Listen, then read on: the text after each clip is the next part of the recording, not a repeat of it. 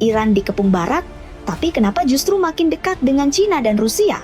Di tengah sanksi berlapis, pangkalan militer Amerika di sekelilingnya, dan ancaman perang terbuka pasca konflik 12 hari dengan Israel tahun lalu, Teheran bukannya mundur, malah memperkuat ikatan dengan Moskow dan Beijing.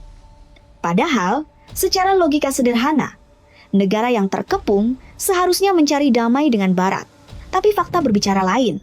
Perdagangan Iran dengan Cina tembus rekor meski sanksi maksimal, drone Shahed Iran jadi senjata utama Rusia di Ukraina, dan Jet Su-35 Rusia mulai mendarat di pangkalan Iran. Ini bukan kebetulan. Ini pergeseran paradigma geopolitik yang mengubah peta dunia. Hari ini saya akan bedah secara mendalam mengapa Iran justru semakin erat dengan Cina dan Rusia. Kita akan analisis kerjasama militer yang saling menguntungkan, ekonomi minyak yang jadi nyawa Iran, peran Iran sebagai proksi Rusia di Ukraina, serta pertanyaan krusial. Apakah ini aliansi ideologis atau sekadar musuhnya musuhku adalah temanku? Mari mulai dari fondasi paling keras, militer. Iran bukan lagi negara paria yang sendirian.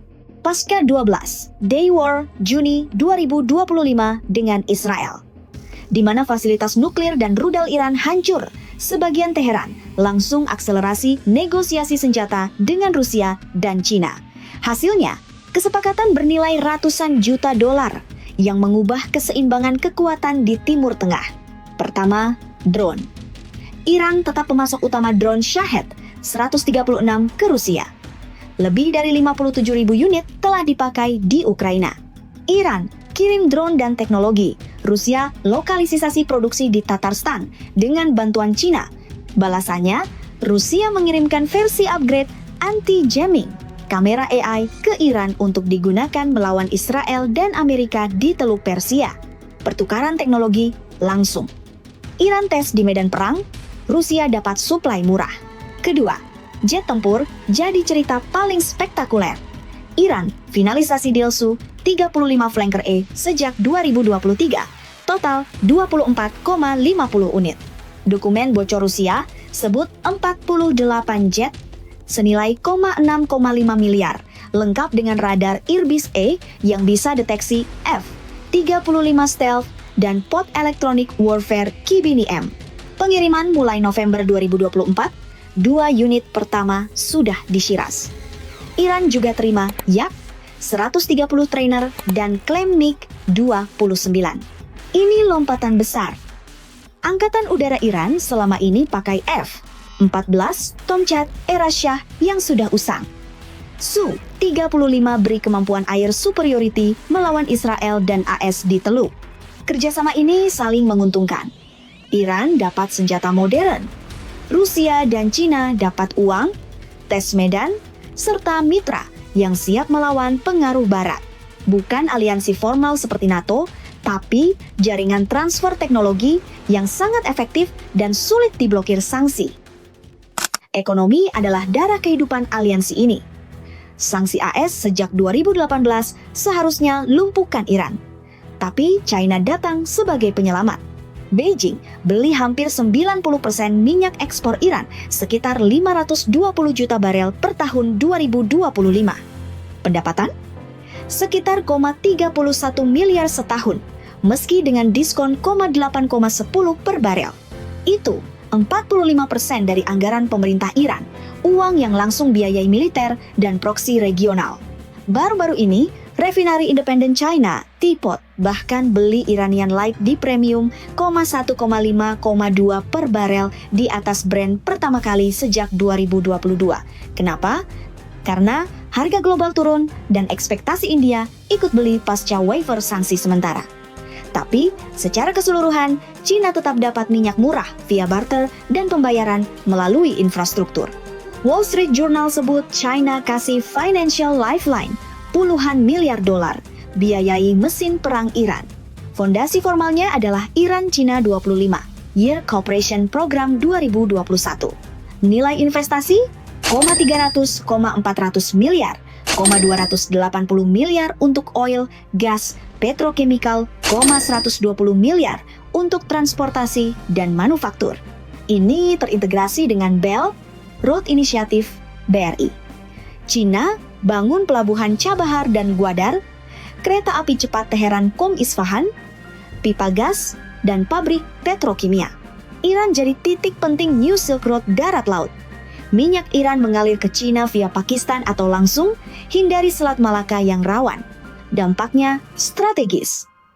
Sanksi AS gagal total karena China bayar lewat renminbi, barter barang, dan perusahaan kecil yang sulit diblokir. Iran dapat devisa stabil, China dapat energi murah plus akses pasar dan pengaruh geopolitik. Ini bukan bantuan gratis, China dapat diskon 12,20% dan prioritas proyek. Hasilnya, ekspor non-minyak Iran ke China naik, industri drone dan rudal Iran tetap berjalan meski embargo. Analis USCC sebut pendapatan minyak ini langsung dukung aktivitas destabilisasi Iran di Yaman, Lebanon, Irak. BRI bukan cuma jalan dan pelabuhan. Ada elemen keamanan. Laporan awal sebut, China boleh tempatkan 5.000 personel keamanan di proyek Iran. Meski dibantah, kerjasama militer ekonomi semakin blur. China dapat akses strategis di Teluk Persia, Iran dapat teknologi dan modal yang Barat tolak. Ini bagian paling kontroversial. Iran bukan sekadar mitra, tapi proksi Rusia di medan perang Ukraina. Sejak invasi 2022, Iran suplai ribuan Shahed 136 Rusia gunakan untuk serang infrastruktur sipil, listrik, dan kota jauh dari garis depan. Murah, hanya 20.000 per unit, bisa terbang 2.000 km, dan susah dideteksi radar. Efek psikologis luar biasa. Ukraina harus habiskan rudal mahal Patriot untuk lawan drone murah. Iran dapat keuntungan ganda. Pertama, tes senjata di medan nyata. Feedback langsung dari Rusia soal performa lawan jamming NATO. Kedua, transfer teknologi balik. Rusia lokalisasi produksi di Alabuga, lalu kirim versi upgrade ke Iran. Sekarang, Rusia balas dengan suplai drone ke Iran untuk lawan AS Israel. Zelensky sendiri sebut Rusia kirim Shahed modifikasi plus intelijen targeting kapal dan pesawat AS. Ini proxy war klasik. Rusia hindari eskalasi langsung dengan Barat di Timur Tengah, tapi lewat Iran tekan AS. Iran dapat senjata canggih tanpa bayar penuh. Kerjasama ini makin dalam. Intelijen bersama, pelatihan operator, bahkan personel Iran dilaporkan latih Rusia di Crimea. Ini pertanyaan inti. Apakah Iran, Cina, Rusia punya ideologi bersama yang kuat? Jawabannya tidak sepenuhnya. Ini lebih ke pragmatisme, enemy of my enemy is my friend. Ideologis. Ada kesamaan anti-Barat. Iran benci Great Satan AS karena revolusi 1979.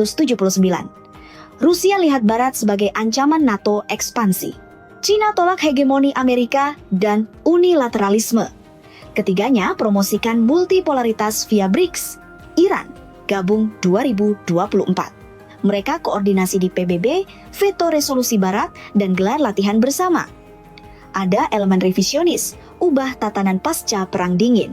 Tapi pragmatisme lebih dominan. Rusia dan Cina bukan negara Islam revolusioner seperti Iran. Cina komunis kapitalis, Rusia nasionalis otoriter.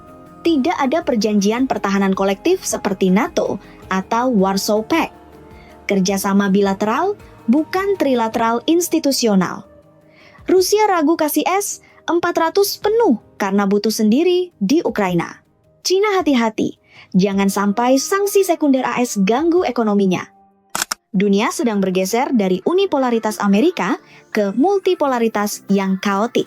Iran, China, Rusia bukan axis of evil baru, tapi jaringan negara-negara yang ditolak Barat lalu bangun sistem paralel. BRICS, BRI, perdagangan non-dolar, transfer senjata anti-sanksi. Bagaimana negara terkepung bisa bertahan dan bahkan proyeksikan kekuatan lewat proksi dan teknologi murah. Ini bukti sanksi Barat gagal ciptakan isolasi total, malah percepat aliansi yang tadinya tidak alami. 5,10 tahun ke depan, kerjasama ini akan semakin dalam tapi tetap pragmatis. Iran mungkin terima lebih banyak Su-35 dan S-400 penuh jika Rusia stabil di Ukraina. Cina tingkatkan investasi BRI di Iran jadi 1.500 miliar, termasuk pangkalan kecil. Drone Iran-Rusia jadi ekspor massal ke negara Global South. Tapi risiko tinggi. Eskalasi di Selat Hormuz bisa ganggu 20% pasokan minyak dunia. BRICS mungkin gagal jadi NATO Timur, tapi berhasil sebagai forum anti-sanksi. Barat harus adaptasi, diplomasi pintar, atau hadapi perang proksi berkepanjangan. Iran tak akan runtuh, tapi juga tak akan jadi superpower. Ia akan jadi swing state yang mahal harganya. Iran dikepung Barat bukan akhir cerita, justru awal era baru di mana musuh bersama melahirkan kekuatan bersama. Dunia tidak lagi milik satu adidaya. Ia milik siapa yang pintar bermain catur dengan pion yang paling tak terduga. Dan saat ini, pion Iran sedang mengubah papan permainan.